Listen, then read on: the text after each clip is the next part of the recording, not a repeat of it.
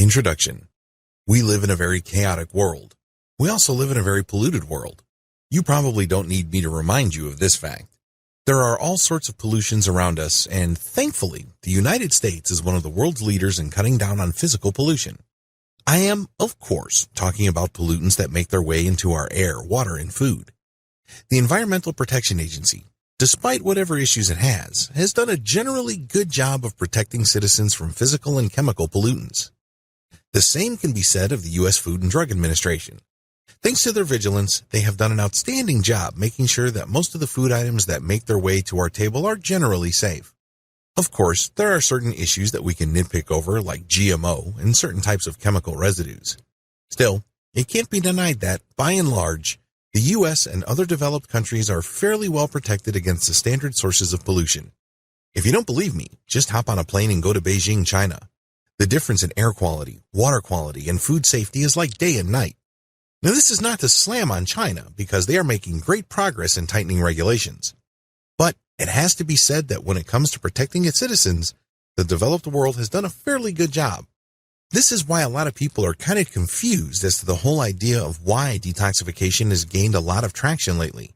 After all, federal, local, and state regulatory bodies have done a fairly good job of protecting people from chemical toxins and physical threats to their safety. If only things were that simple. You have to understand that the toxins that afflict modern people aren't just restricted to chemical forms. Chemical toxins and pollutants are very easy to screen. They're very easy to detect. And yes, they are very easy to prevent and treat. The same thing goes with diseases. Forget what you've heard before. Detoxification is not just a simple matter of going on a juice diet or going without food for an extended period of time. It goes beyond that. If anything else, it means that you're going to have to re-examine the kind of life you are living and the kind of life you have built for yourself. You can quickly discover that a lot of the things that you choose to believe to be true are actually making you sick. At the very least, they're not helping you perform at peak levels.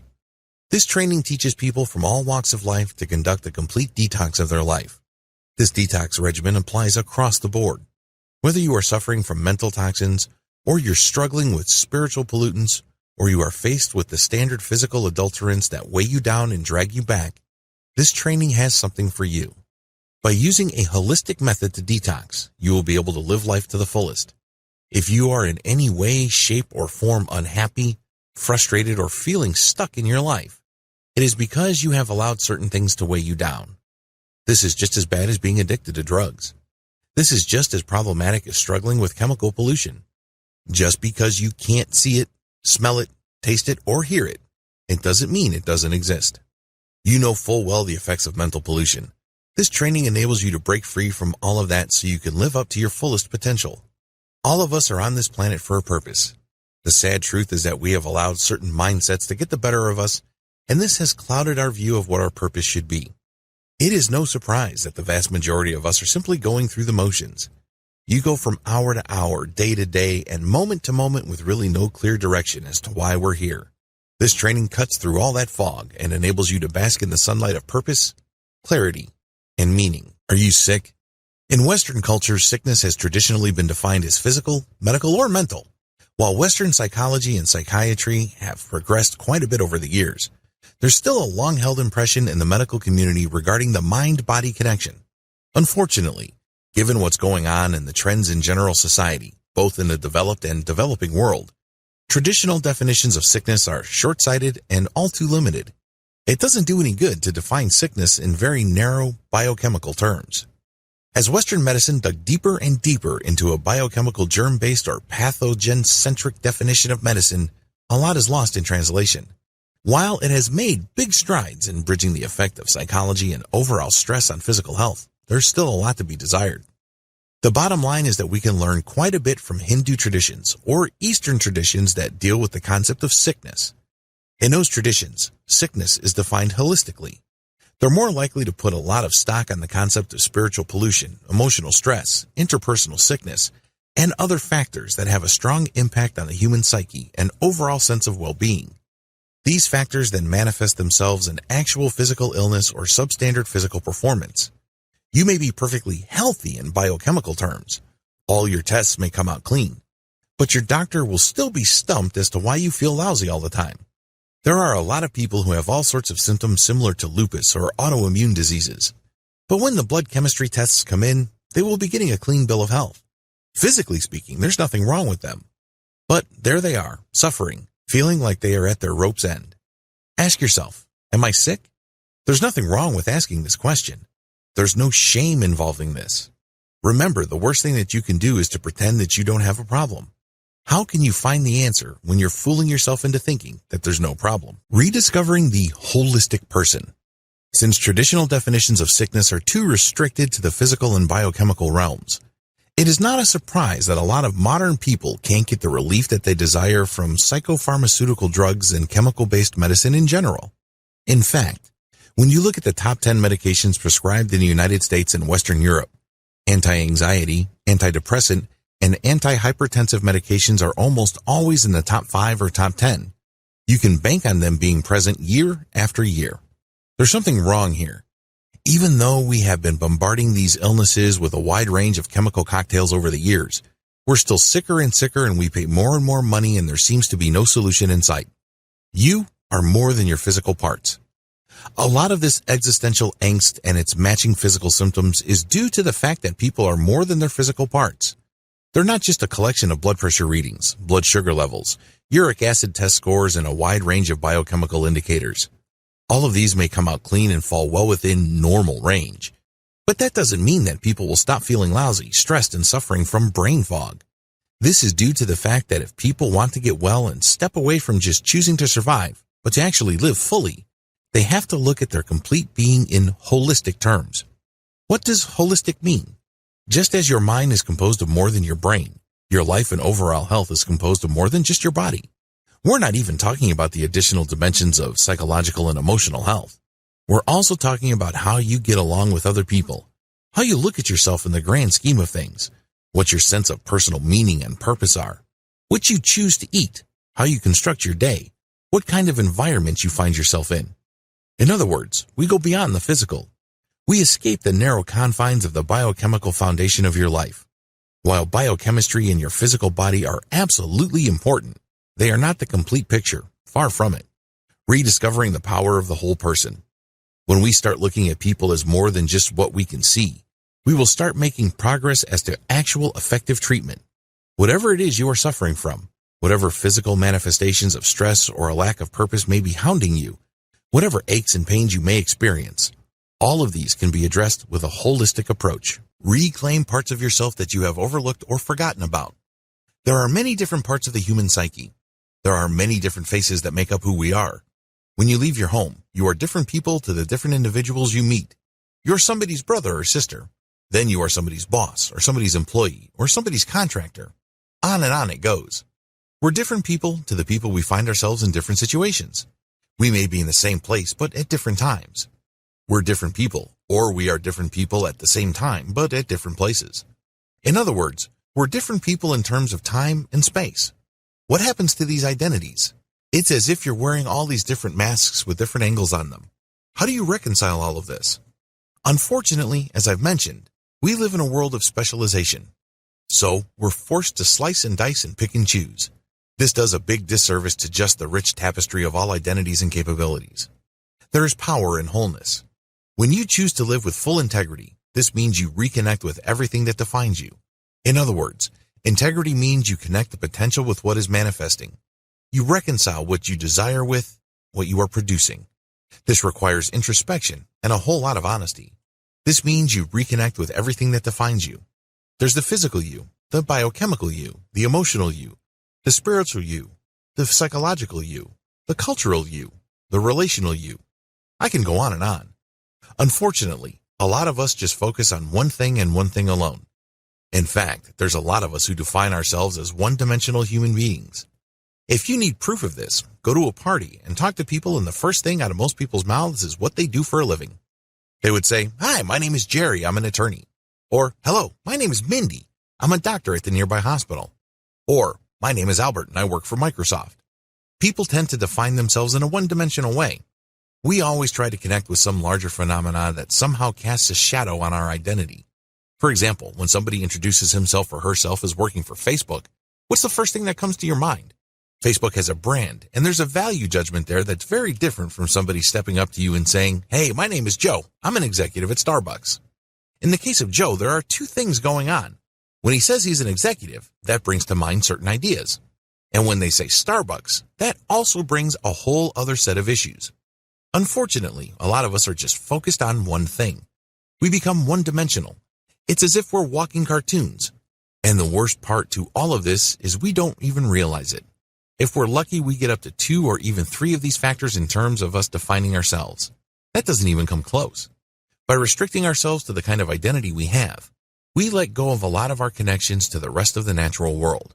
This is why we suffer. This is why we feel incomplete. This is why we feel so susceptible to stress, to changing to situations, and to the vagaries of life. This is why we struggle. You are part of a larger picture.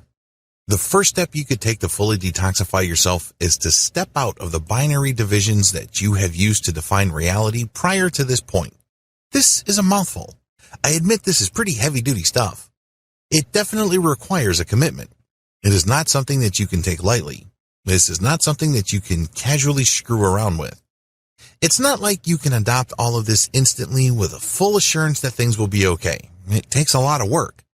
Just as you have been programmed throughout the years to think of yourself within the universe in a certain way, it takes some time and consistent focus to unwind all of that programming. Here are just some basic ideas to think about as you seek to detoxify yourself on more than just a physical or biochemical level. Overcome the either-or mindset. Our modern mindset is all about division, as I've mentioned in the previous video. This mindset is all about finding some sort of primacy over one aspect at the expense of others. It's the whole idea of the male over the female, the rational over the intuitive, black or white, science or faith.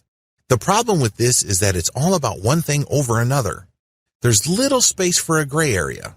There's little space for intuition, hunches, nuance. While there's a lot to be said for the focus division and separation brings, a lot of it is also lost, especially when a lot of our basic needs have already been taken care of. A sense of lack in a time of plenty. One thing that always blows my mind is the prevalence of loneliness, isolation, and desperation in parts of the world that can be truly called lands of plenty. Whether we're talking about Australia, New Zealand, Canada, Western Europe, the United States, or all points in between, there are many areas in this world where physical needs I'm talking about have enough calories to make it from day to day have been more than taken care of. It won't be an exaggeration to say that many people in these places live in the lap of luxury. They have access to many things that even their ancestors would find truly amazing and stupendous. But here we are, with massive rates of disconnection, divorce, addiction, perhaps even crime or self-harm. This is one of life's richest ironies. We live in a modern world where a lot of people feel that they have so little of what truly matters. Yet if they choose to look around them, they are surrounded by abundance. Diagnosing real poverty. Did you know that millionaires kill themselves all the time? I'm not just talking about Kate Spade, Anthony Bourdain, Robin Williams, or any other fairly well-off celebrity that we've all heard of. I'm talking about relatively faceless, high-net-worth individuals who choose to pull the plug on their lives. They have everything to live for, but unfortunately, they have nothing to live from. There is no shortage of people who have 7 or even 8 figures in the bank killing themselves in many ways. I'm not just talking about suicide. I'm also talking about drug addiction. That's a form of suicide. There's a sickness going on. We're living in polluted times. A lot of this has to do with the mindset that we have. And unless you're going to see this for what it is, which is pollution, we will continue to be blind to it. Unfortunately, we'll continue to live with its effect. It doesn't feel good to think that you're just going around in circles that you put in all this time, effort, and energy only to end up in the same place. It would be great to feel that there is a purpose for your life and that you are actually going somewhere. Unfortunately, as the years go by and as technology evolves, the more connected we become and the faster data processes our lives and our impulse, the more disconnected we feel. Back in the day, it was weird to feel lonely in a crowd. Now, you can see street scenes all over the place of people looking at their mobile devices all at once. They're all connected and disconnected at the same time. We're all living in our own little world, but that world is disjointed, private. We're at the same time collaborating through all this technology, while at the same time stewing in our own personal mental prisons. A lot of this can be traced to the fact that we have let certain pollutants get the better of us. Be aware of your pollutants. What pollutants hold you back and drag you down? What pollutants do you need to detoxify yourself of? This is where things get a little tricky because it's very easy to define pollutant in terms of biochemistry. Heavy metals are pollutants. Mercury is a nasty pollutant. Excess carbon dioxide in the air as well as methane are well-known pollutants. It's very easy to think of pollutants in strictly physical or biochemical terms. Either we insist that we see it like in the form of sludge, oil spills, or chemical contamination, or detect it in some way or other like in the form of escaping gas. But even if we were to define pollutants in these rather broad terms, they don't go far enough. You see, pollutants take many forms. And until and unless we can open our minds to the definition of these pollutants in terms of a holistic perspective, we sell ourselves short. We unnecessarily restrict the problem, and it should come as no surprise that our solutions also come up short. What follows is a holistic definition of pollutants. Until and unless you can wrap your mind around these, the real solution won't come. You'll still feel stuck. You'll still feel that something is missing in your life. You'll still have a tough time making sense of things because you constantly find yourself comparing yourself to others. You have to have a more expansive view of pollutants so you can go through a truly effective detox program. Limiting beliefs.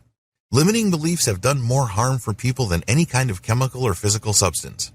Think about it. If you can see a sign that says biohazard, or you see a radiation warning sign or some sort of chemical spill danger sign, you'd back off. It's pretty straightforward.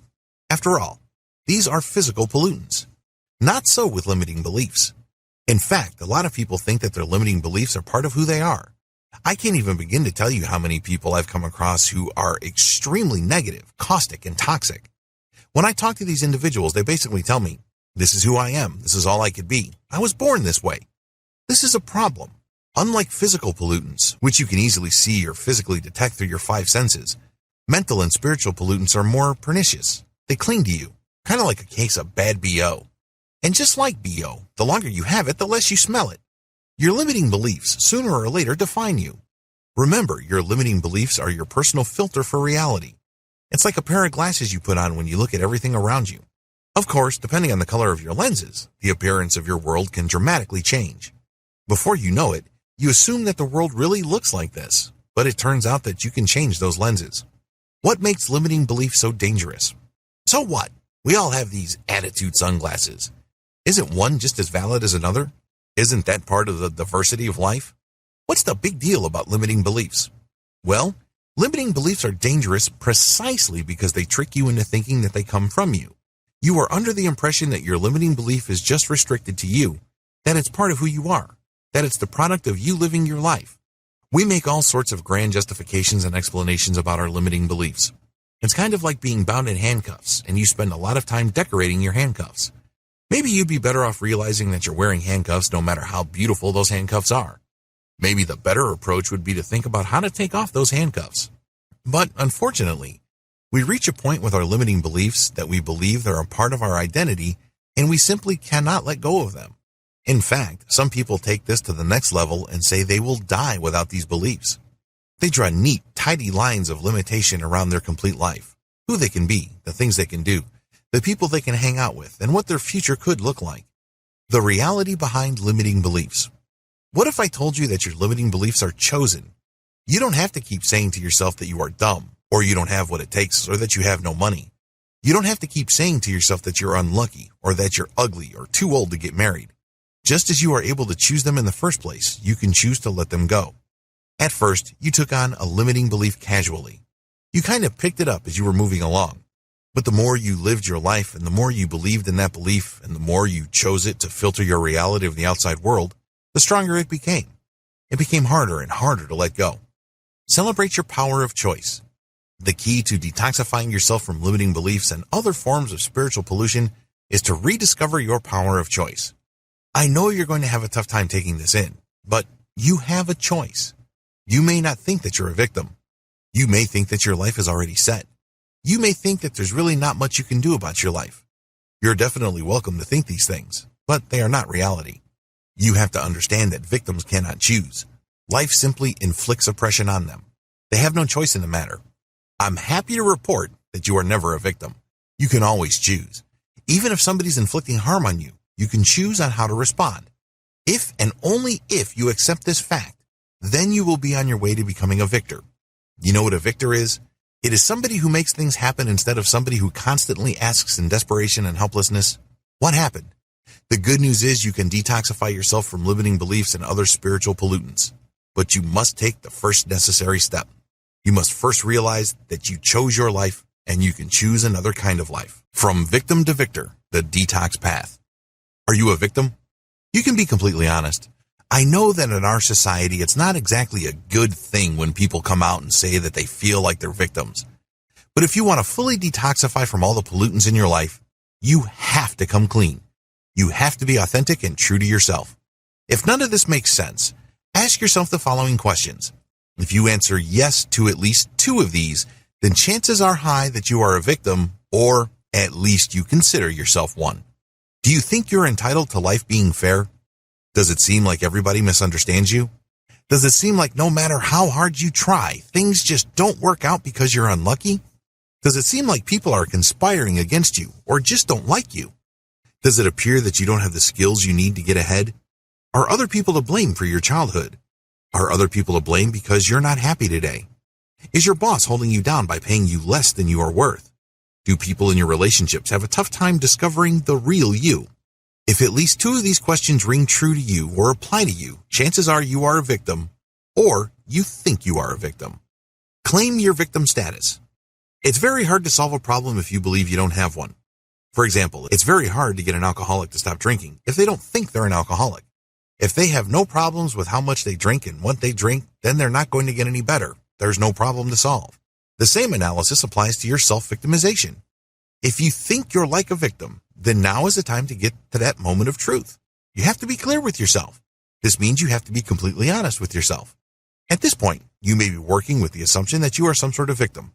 Ask yourself, am I really a victim or am I just acting like one? Do I think like one?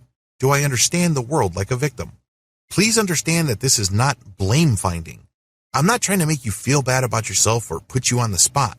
But until and unless you can accept the fact that you've been playing the victim game or whipping out the victim card at every opportunity, things are not going to change. Your life is definitely not going to change if you keep this up. Own up to this. Is this what you're doing? Do you see yourself as some sort of victim? Do you always see yourself as the underdog? Do you see yourself as the person that things are happening to instead of the person who is actually making things happen? You have to be completely clear here, because if there's any kind of victimization, you have to look at it straight in the eye and accept that this is happening. If you are in any kind of state of denial, progress is impossible.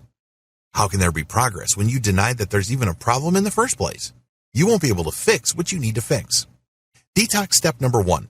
Stop blaming other people in situations beyond your control. When you blame other people, you're actually handing power over your life to those people. Think about it. This logically makes sense. Since you say that they caused your problem, then this automatically means they will have the solution. You've spent all this time blaming other people and unwittingly took all the power to change your circumstances from your hands and placed it in their hands. Obviously, this is not empowering. This is not helping things. This is only going to make your life worse and worse. Sure, it feels good because you have some sort of emotional release. Who doesn't feel good when the weight of responsibility is lifted off their shoulders? When you feel like you're a victim, you don't have to change. Other people have to change. Doesn't that feel good? But the problem is you pay a very big price for that sense of emotional release or even your sense of vindication.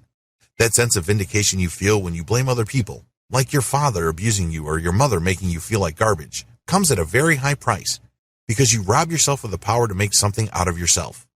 Of course, most people don't phrase things this way, but in operational terms, psychologically, this is the effect. Here's the truth. The people you're constantly blaming, they're gone. Seriously, they're living their lives. Maybe they have new families. Perhaps they've moved on.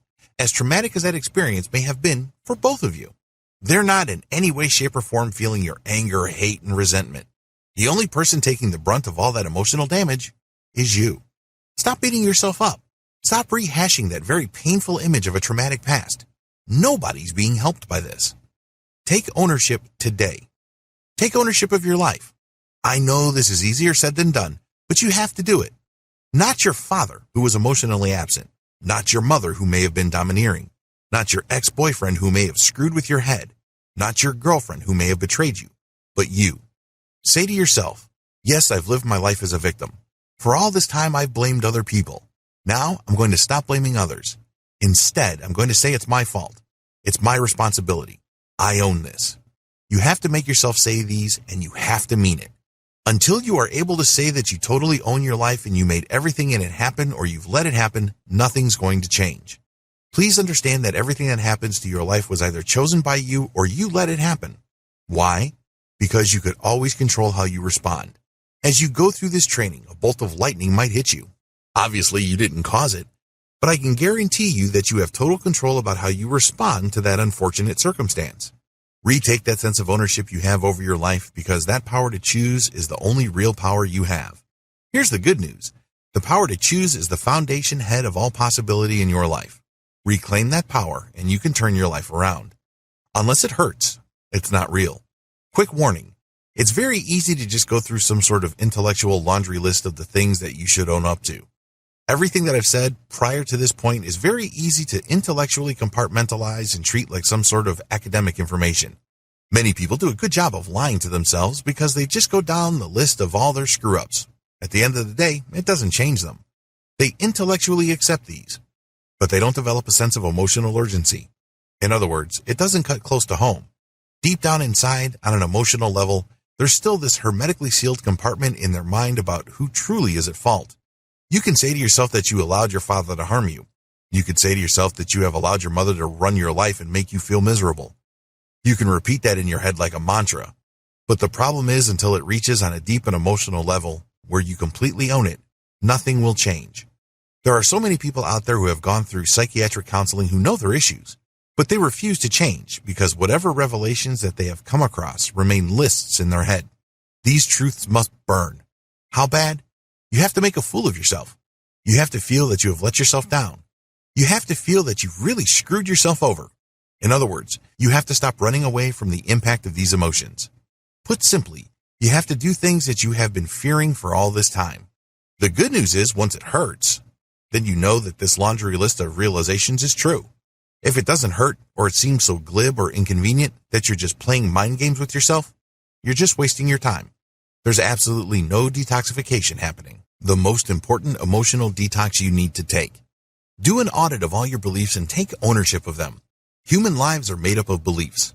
Our beliefs are not just these mental clouds that float through our minds with no effect. They're not just conversational notions that we talk about from time to time with absolutely no impact on our daily waking lives. No, our beliefs define our lives. They are the cement that holds our lives together. Everything about you, from the way you wear your hair, your choice of clothing, the way you talk, even the condition of your skin are all products of what you choose to believe about yourself deep down inside. If you believe that you're a certain type of person, then this means that you believe that you are capable of certain things and not others. Don't think that these beliefs just stay in your head. They have an impact on what you choose to think about, how you interpret reality, the things you choose to perceive or even remember, and what you feel about your interpretations of reality. In other words, they have a real impact on how you process reality. This manifests in the things that you say, the things you feel, and the things that you do. In other words, they impact your choices. List these beliefs out. Please understand that it doesn't matter whether they're good or bad. This is no time to be judging them. Just list down all your beliefs. Do a mental purge. Write down the first thing that comes to mind and keep writing until you run out of ideas. Take your time. Work from where you are. It's very easy to say that you should let go of limiting beliefs. It's very easy to view your life as a simple menu with certain disagreeable items on it. It is tempting to think that to improve your life, you just need to cut out the disagreeable items and you can move on. It doesn't work that way, sadly enough. Whatever garbage, poison, or cancer you think your life may have is simply a matter of interpretation. As the old saying goes, one man's garbage is another man's treasure. It all depends on your point of view. That traumatic experience that you think robbed you of your childhood might actually be the cathartic experience somebody else needs to become a winner in life. Two completely different people who undergo the same traumatic experience often come out in two totally different ways. Understand that your interpretation of your reality is encapsulated in your belief. It's only as negative as your willingness to view it that way. You interpret your experiences as negative, and guess what happens next? That's right. These experiences have a negative effect on how you feel and think about things. Ultimately, they have an effect on how you do things. There is a better way. Instead of simply just cutting all these things out and letting go, there is a better approach. Let's get real here. It's almost impossible to cut out your past. It's not as if you can take some sort of amnesia capsule. It doesn't work that way. You will always have your past. Those experiences happened. These are facts. They're not going to go away anytime soon. The better approach would be to rearrange your mental furniture. Step number 1, reinterpret your beliefs. Beliefs don't come out of nowhere. There are certain facts in your background or in your life and certain experiences that support those beliefs. It's as if they give oxygen to those beliefs, and these facts maintain your beliefs. Indeed, these facts even make them grow. What if you can take whatever sustains your beliefs and interpret those facts differently? Instead of your belief grinding you down and making you feel like garbage, reinterpret these facts so they empower you and make you feel that life is possible once again. Choose to look at these facts from totally different perspectives, and choose to believe that you don't have to live your life living in some sort of tightly defined, neat little box. Step number 2, detoxify your belief interpretation system. Please remember that beliefs don't come out of nowhere. They are being sustained by external experiences. These are called facts. To pretend otherwise is to basically set yourself up for a massive letdown. Whatever progress you achieve would be short-lived. Sooner or later, your old habitual patterns will come back, and you end up where you started. That's a dead end. Don't even try. For this detox step to work, you have to detoxify the way you interpret your personal reality. Ask yourself, is this the only way to interpret these facts? Is this the only reading? Or is there something more neutral, or better yet, something more positive? Follow these steps to detoxify your mindset. Ask yourself the following questions. What am I really perceiving? When you ask yourself this question, you force yourself to be more objective. This means that you look at things both at face value and also in terms of alternatives. Next, ask yourself, what do I normally assume about the things that I experience? When you do this, you're basically asking yourself, is there any other way to interpret the things that I am perceiving aside from my habitual interpretations or responses? You're giving yourself an out. You're giving yourself an alternative. Look for a neutral interpretation, or, if you can do it, a positive read on the objective stimuli that you are observing from the real world. Identify an empowering interpretation and repeat it at every opportunity. Practice makes perfect. It's very hard for many people to adopt a new habit precisely because they feel they don't have time. The way you think about the world and your place in it form a big part of your mental habits. A key part of mental detox is to let go of this through the repetition of a more empowering interpretation. The moment an image of your abusive father comes to mind, you can always try to override it by saying, well, my father was working. When he came home, he was dead tired.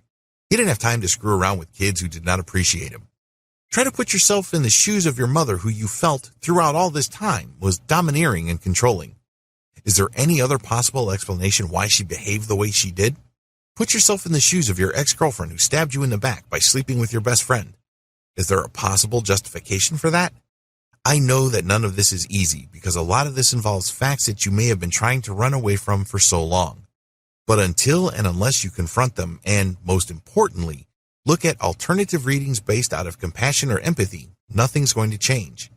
Your old mental interpretation of these triggers will keep feeding into your mental habits. Repeat it until it sets in. Repeat your new interpretation until it sets in. Keep repeating it until it becomes habitual. How do you know it's habitual? When it becomes your automatic response. That mental image flashes. For example, your father leaving your family, and then a new interpretation comes in. When you can see daylight between how you reacted in the past, which is anger, resentment, and self-blame, to something more positive, then you're not trying hard enough. Keep repeating it until you see that distinction. This kind of thing is not going to happen overnight. But the good news is that it does assume some form of momentum. Eventually, you start displacing your old mindset. Spiritual detox. A lot of people struggle in life because they are so obsessed about figuring out what to do, when to do it, and who to do it with. They obsess about these questions so much and for so long that they've lost sight of the most important question. Believe it or not, there is a question that transcends all of these. The most important question is, was, and always will be, why? Think about it. If you don't know why you're here, then all the technical knowledge in the world won't do you any good. You'll still feel empty, directionless, and purposeless. It will all seem, at a certain standpoint, empty, shallow, and pointless. It often takes just one bad day for all this to come crashing down around you. It is no surprise that a lot of people feel lonely in a crowd. It is not all that shocking to discover that a lot of people feel depressed. They deal with these issues in varying shades of socially acceptable ways. In our society, it's socially acceptable to cheat on your partner when you feel a deep and profound personal existential loneliness. You fill this hole in your soul with sex, and you confuse physical intimacy with spiritual intimacy and fulfillment. The same goes with drinking and, to a certain degree, drugs. But let's get real here. They're all coping mechanisms. Few and far between are the people who see this issue for what it is. All these are a reflection of a spiritual lack. Due to spiritual pollution, we have lost our sense of purpose. Spiritual detox. Identify your purpose. I know this sounds shocking, but everybody's got purpose. That's right. You've been put on this planet for a reason. You're not just a random collection of cells. You're not just a cluster of tissue. There is something to you that is intrinsically important. I know you feel small. I know you feel voiceless, powerless, inconsequential. But the truth is you have a purpose. The problem is most people refuse to own up to this. The truth is we all have a sense of purpose. Maybe sex is your sense of purpose. Maybe drugs give you purpose. Maybe making more money is your purpose. But the fact that you are acting and setting goals and planning based on something you cannot see right now means that you are capable of living in a purposeful way. It may not be the right one. It may not even be optimal. It may even lead to dead ends and further frustration and depression. Still, there is that power to operate from a sense of purpose. Ask yourself this question. What is my purpose right here, right now? Is it sex? Money? Drugs? People's validation? Living up to your parents' expectations? Trying to impress other people? What is it? Now for the key question. Ask yourself this key question. Now that I have a clear idea of the laundry list of purposes that I've given myself, does it make sense to me? I want you to wrap your mind around this question and think about this deeply. You know what's operating. You know what's animating it. You have to be completely honest about it. But now you have to ask yourself, does it serve my purpose? How do you know this? What kind of map or compass do you need? Well, it's very simple. You just have to ask a follow-up question. Do these purposes lead to the life that I want for myself and my family? If your purpose is drugs, does it lead to the life that you want for you and the ones you love? If your purpose is sex, does it lead to those things? Be completely honest with yourself. Let me cut straight to the chase. If you're going through this training with any kind of honesty, the obvious answer is no. You're not happy. You're feeling stuck at some level or other. You feel like a liar, a hypocrite. You feel defective, flawed. Now we're making progress. Now you realize that something is missing. Identifying spiritual pollutants. What are the spiritual toxins weighing you down? Do you constantly compare yourself to other people? Do you open Facebook and look at the timelines of your friends and compare your life to theirs? Do you feed your mind with all sorts of junk like celebrity gossip and political drama? Do you check out your Twitter feed with a sense of envy or dread in mind? Do you feel left behind when you look at other people's lives in social media? Do they seem so much richer, prettier, and more alive than you? Does it seem like everybody else has a tremendous amount of freedom while you are feeling stuck, frustrated, and desperate? Do you constantly compare what's missing in your life with other people's brightest and happiest moments? Do you find it hard to listen to people sharing pain in their lives without constantly butting in and sharing how you have suffered too? If any of these questions resonate with you, please understand that they are symptoms of spiritual pollution. You are suffering from them precisely because you feed yourself spiritual poison. Identify your personal list of spiritual toxins. Any kind of detoxification must begin with the toxins you are trying to get out of your system.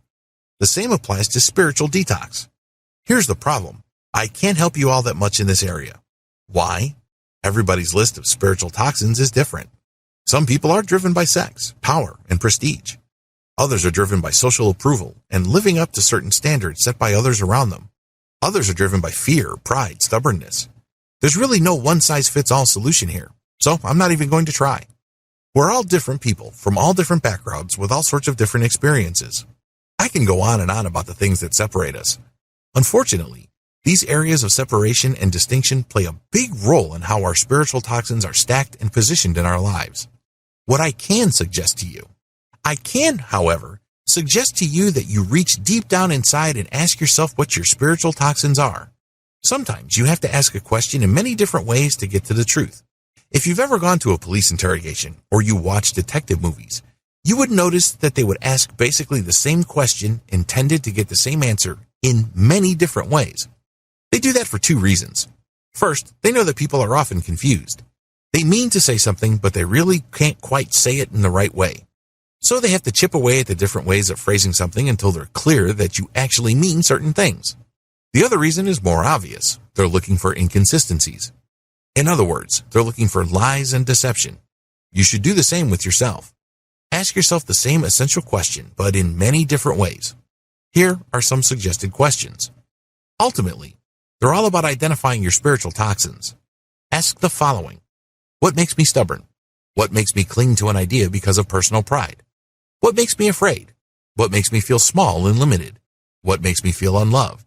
What do I have a tough time forgiving? Believe it or not, we hang on to a lot of these things. I know it sounds counterintuitive. I mean, after all, who wants to hang on to a brutal memory of a father that used to beat you all the time? Who wants to hang on to that image of your father slapping your mother around? Who wants that? But the problem is, it's like a train wreck. You know you shouldn't look at it, but you can't turn away. You can't look away even if you tried. It doesn't take a rocket scientist or a brain surgeon to figure out that none of this is doing us any favors. They suck our spiritual life, and instead of living life with a tremendous amount of adventure, possibility, purpose, and curiosity, we retreat to the tried and proven. We shrink back to the familiar. It's very lonely in the shadows, so come up with your list. Deep down inside, you already know the answer. Step number 3, let go of your spiritual pollutants. If your Facebook feed is causing you to continue thinking in a certain way that makes you feel small, spiteful, or vindictive, you might want to sit up and pay attention. Please understand that what you're feeling has nothing to do with your friend in New Zealand, Great Britain, or in the tropics. Instead, it has everything to do with you. Whatever negativity you are feeling comes from you. You are just reading into that stimuli. It could be somebody else. It could be somebody living in Iceland or Greenland, and you will find something to be envious about because it reflects what you feel is missing in your life. Similarly, if the people you hang out with tend to bring out the gossip in you, or tend to bring out the critique or hater, you might want to open your eyes to this reality. If the kind of books and music you consume always make you wish that you were somebody else, living a better life, doing better things with your time, you might want to think twice. I want you to come up with a long laundry list of the things that you normally do that trigger negative mindsets or things that don't spiritually sit well with you. Step number 4, turn your back on spiritual junk food. I've got some great news. Spiritual detox does not involve cold turkey. If you've ever struggled with trying to quit smoking, you know exactly what I'm talking about. Let's get real here. It would be impossible for most people to quit the first time they tried. I'm not saying that cold turkey doesn't work. It does. It worked for me. But you have to try again and again. When it comes to spiritual junk food or toxins, the better approach is to incrementally or in a step-by-step way pull back from the things that normally trigger you and make you feel small, petty, and resentful. Do you spend a lot of time checking other people's photos on Instagram and imagining yourself living their lives? You might want to cut back on that. You spend a lot of time comparing yourself to your friends' travel photos on Facebook or Flickr? You might want to give that a break. Please understand that you shouldn't go through a complete break where you let go of these immediately. I'm telling you, if you try to do that, it's just not going to happen. Instead, gradually realize that you're doing these things. Be aware of what you're doing. You're not making the envy, resentment, and frustration go away. Instead, you're feeding it. And the more you realize that and the clearer everything becomes, you will find the strength to do what you need to do. This is how you feel empowered. The bottom line is you have to realize and say to yourself, when I do these things, it brings out the worst in me. Get your moment of truth. Everybody who's ever gone through a life-changing episode goes through a moment of truth. It is that time when the alcoholic wakes up in a pile of vomit at the bottom of a public toilet. It is that time when a drug addict wakes up in an ambulance on the way to the emergency room. It is that time when an unfaithful girlfriend has a gun drawn to her face by the partner of the guy she's messing with. Everybody's got a moment of truth. Imagine what your moment of truth would be like if you continue to suck up all that spiritual pollution. The good news is that it shouldn't take much imagination. After all, you've gone through this training because you're unhappy. You're going through this training because at some point in your life, you're feeling stuck. Get your sense of urgency. Now that you have blown up the emotional pain, fear, that sense of loss and regret of what you're doing in your life, use these to push you to make the necessary changes. Use them to push you to look at your life differently and the things that you choose to entertain yourself with, the people who you hang out with, the beliefs that you keep playing in the back of your head. Get that push because nobody's going to push you. Everybody will always try to kiss your ass. In this context, friends are the worst. Why? They try to comfort you. That's their instinct. That's what friends are for, right? But the problem is you don't need a friend right now. Instead, you need somebody to tell you the truth and nothing but the truth. You need somebody who would light the fire underneath your feet so you can get moving. Otherwise, it's too easy to just fall for reassurance because, after all, there will be another day. Right? The problem with tomorrow and getting things done tomorrow is that tomorrow never comes. You have to do it now. Holistic detox. I've focused on the most important stuff. Have you noticed that up to this point I haven't talked about physical detox? It's because physical detox is the least of your worries. The physical issues that you may have, the financial problems that you are struggling with, the sexual issues that you may be grappling with, all of these are just icing on the cake. This is the tip of the iceberg. I'm focused on what really matters, which is your mental, emotional, and spiritual state. Fix those, and the tip of the iceberg changes dramatically. Fix what's inside, and the outside will take care of itself.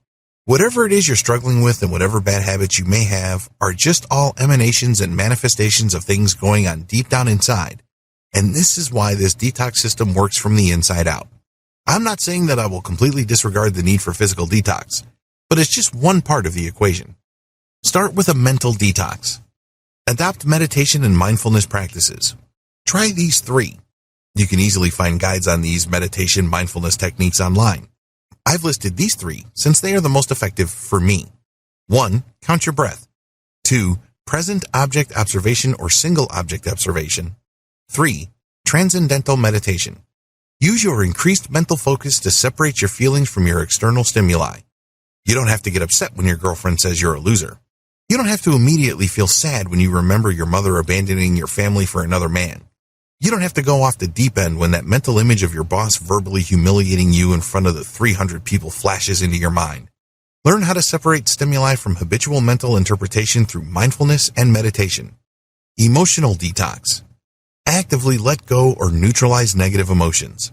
When you see, hear, or detect something that emotionally triggers you, consciously come up with an opposite reaction. For example, you're scrolling through your Facebook feed and you notice that your ex-boyfriend now has a new girlfriend and she is 1,000 times prettier than you. When you detect that spark of anger, resentment, hate, or envy because he's moved on, quickly counteract it with feeling happy for him, feeling happy for her. Share their joy.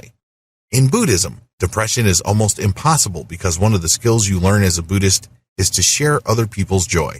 Be grateful for them. Practice gratitude. Be grateful for what you have. You may be on your deathbed at a hospital room with stage 4 cancer. Be thankful that you can still breathe. Be thankful that you can still have time even though it's very short. Be thankful that you have one final chance to put everything together so you'll go out with some sense of meaning and purpose. Whatever it is, be thankful. It's hard to find an unhappy person who is also ungrateful. It's almost impossible. Mentally detox by being in the moment. Mentally and spiritually detox by being in the moment. Transcendental meditation is good for this because TM melts your thoughts. You're not agonizing about things that happened in the past. All that is pointless because you can't change the facts of the past. The past is the past. It already happened. By the same token, you're not beating yourself up unnecessarily about things that have yet to happen. Why worry? It hasn't happened yet. Instead, you've trained yourself to focus on the moment. There's nobody to become. There's nothing to apologize for. There's nothing to be. There are no people to please. There's no need to be validated. You just are. Let that sink in. Tap the power of just being. There's nothing to compare yourself to. There's nothing to live up to. There's just the present moment. Let go of everything else. Unleash the power of fasting. When it comes to physical detox, nothing beats fasting. Seriously, that's the bottom line. Fasting explained. Fasting is essentially letting go of solid food. Whether you stop eating for 1 day or 40 days, it's all about letting go of solid food. That's the classic definition of fasting. I suggest that you adopt a fast. There are many different variations of this. Different variations of physical fasting. You can do the classical fast, which is water only. You can do the juice fast. You can do the Daniel fast of the Hebrew Bible. Classic fast. Classic fasting simply means you drink only water. However, don't think that you're not eating when you are fasting. You may not be eating physical food, but you must eat spiritual food. This is why I suggest that you adopt a meditation practice, that you keep a journal, and that you watch what you feed your head while you're going through a fast. Feed your head inspirational things that push you to become a bigger and better person than who you think you are. Feed on things that break down your ego and crush your pride. Feed on things that destroy your ears and fill you with a tremendous sense of possibility. These are all mental and spiritual food. The great thing about fasting is that it enables you to hunger for this type of food, so the sustenance that you get becomes more important than physical sustenance that preserves your bones, tissues, and blood. The juice fast. There are many different variations of juice fasts. I suggest that you drink juice that is not all that sugary and satisfying. It should have some taste, but that's all. The whole point here is not to get distracted by the syrupy goodness of your juice. Instead, it should have a little bit of flavor and a little bit of calories, but not really all that different from water. Remember, when you're fasting, you are aligning your physical detoxification and letting go of physical toxins in your fat cells and blood with the detoxification happening in your mind and spirit. They have to line up, and this is how you regain your sense of integrity and wholeness. The Daniel fast. The Daniel fast is simply letting go of the most common foods that you eat and just eating only a specific type of food. The classic Daniel fast from the Hebrew Bible is eating only vegetables, but you can use the keto version of the Daniel fast, meaning you eat only eggs, high-fat foods, and zero carbs. If you're looking to lose weight and also turbocharge detoxification, the keto modifications of the Daniel fast can do wonders. Time your fast right. If you're doing any kind of fast that involves ingesting calories, I am, of course, talking about the juice fast or the Daniel fast, time your ingestion properly. One way to boost the effects that you get from holistic detoxification is to ingest calories only once a day. It's going to be very hard at first, but when it kicks, it's a beautiful thing because the discipline that you pick up while you are fasting and going through detox will help you for the rest of your life. You become a more disciplined and focused person. Keep repeating your detox schedule. If you're able to pull off a 1-day or 2-day detox, keep repeating it. Practice makes perfect. Repetition ensures that whatever insights and whatever freedom you have achieved will eventually start to kick in. Eventually, it will become permanent. The key is to keep going through this fasting and detox process. Scale up when it becomes comfortable. Once you think that things have gotten easy regarding the type of fasting you're doing, scale it up in terms of intensity or kind. For example, you started out with the Daniel fast for 3 days. Try to go 10 days, then 21 days. Once you've mastered the Daniel fast, then move on to a juice fast. Scale that up and then go to a classic fast. There's always room for improvement. Conclusion. If you are weighed down, frustrated, or feeling stuck, please understand that it's all an illusion. You're feeling stuck because you think you're stuck. You're feeling powerless because you imagine yourself to be lacking power. Do yourself a big favor and start making new choices. And the best choice that you can make is to detoxify your mind, spirit, and body. Follow the tips outlined in this training and scale up conscientiously, and you'd be surprised as to how far you can go. You'd be surprised as to how capable you truly are as a human being.